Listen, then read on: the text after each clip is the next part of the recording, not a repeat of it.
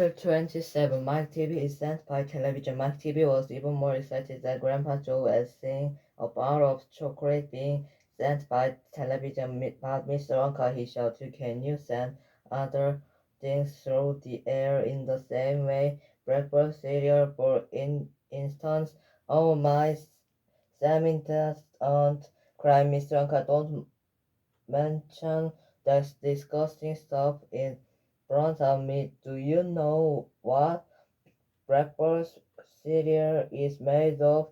It's made of all those little curly wood savings you buy in pens sharpeners, but could you send it by television if you wanted to, as you do chocolate? Asked my TV. Of course I could. And what about people? Asked my TV. Could you send the real live person from one place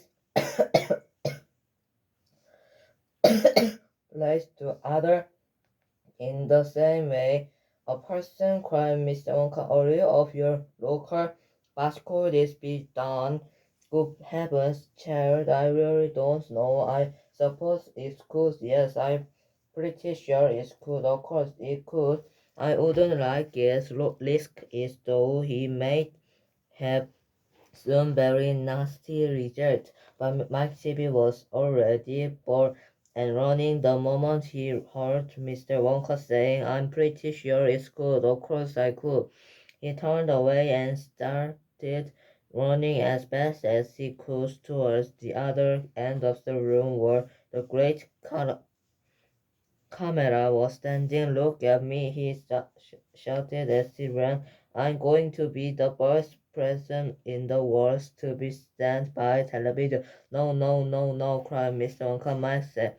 Mike screamed, Mrs. TV, stop, come back. You'll be torn into a million tiny pieces. But there was no stopping Mike TV now. The crazy boy rushed on, and when he reached the enormous camera, he jumped straight for the switch, scattering Oompa Loompa rice and left he went. See you later, alligator, he shouted, and pulled down the switch, and as he did so, he leaped out into the pool. Glare of the mighty runs. There was a blinding blast, then there was silence. Then Mrs. T.B. ran forward, but she stopped deep in the middle of the room, and she stood there.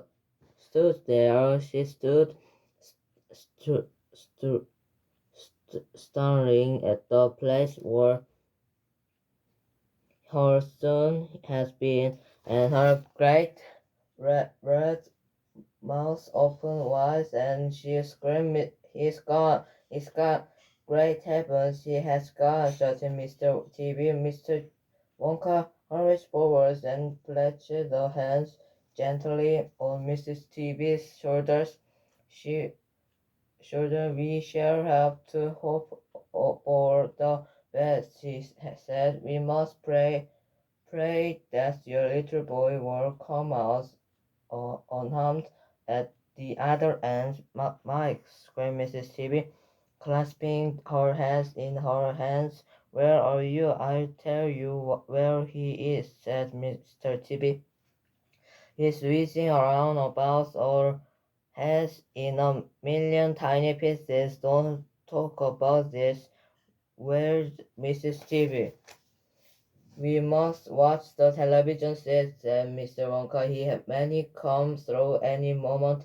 Mr. and Mrs. T.B. and Grandpa Joe and little Charlie and Mr. Wonka all gathered round the television and stared tensely at the screen. The screen was quite blank. His tank a heck of a long time to come across, said Mr. T.B., wiping his brow. Oh dear, said Mr. Wonka. I do hope there's no part of him gets left behind.